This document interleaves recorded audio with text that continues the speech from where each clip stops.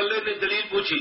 میں ایک بات تمہیں سمجھانے لگا ہوں. کہا جی مولانا صاحب امام کے پیچھے ہم تو فاتحہ پڑھتے ہیں, آپ امام کے پیچھے فاتحہ نہیں پڑھتے. میں نے کہا بالکل. میں تھوڑی سی تمہید باندھ کے ایک سوال بتانا ہے, پھر اس پر سوال کرنا ہے. اچھا جی آپ کی دلیل کیا ہے؟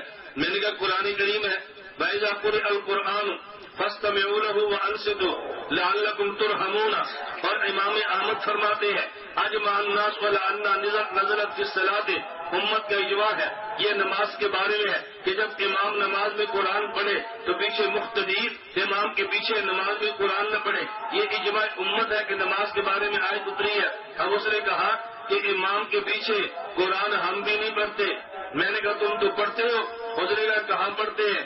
میں نے کہا فاتحہ نہیں پڑھتے. کہتے ہم فاتحہ پڑھتے تو ہیں لیکن فاتحہ قرآن نہیں ہے.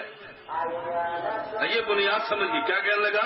ہم امام کے پیچھے فاتحہ پڑھتے ہیں لیکن فاتحہ قرآن نہیں. تو امام کے پیچھے تو ہم بھی قرآن نہیں پڑھتے. اس آیت پہ ہم بھی عمل کرتے ہیں, تم بھی عمل کرتے ہو. میں نے کہا فاتحہ قرآن کیوں نہیں ہے؟ اس کا سوال سننا پہلے.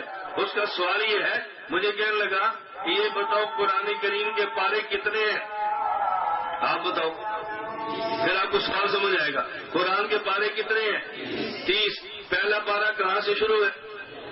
الف لام میم سے. دوسرا پارا سیقولو سے. تیسرا پارا تلک رسل, آخری 30واں پارا عما یتساءلون.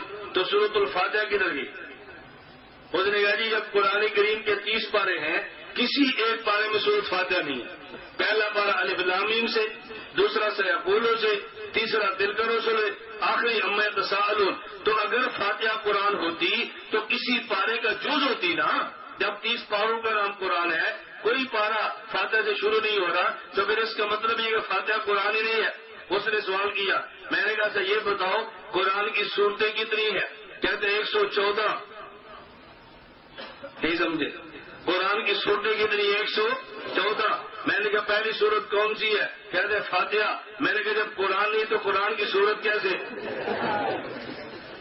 جب قرآن نہیں ہے تو قرآن کی صورت کیسے؟ وہ جی میرا سوال. میں نے کہا میرا سوال, تیرے سوال کا میں جواب دوں, میرے سوال کا تو جواب دینا.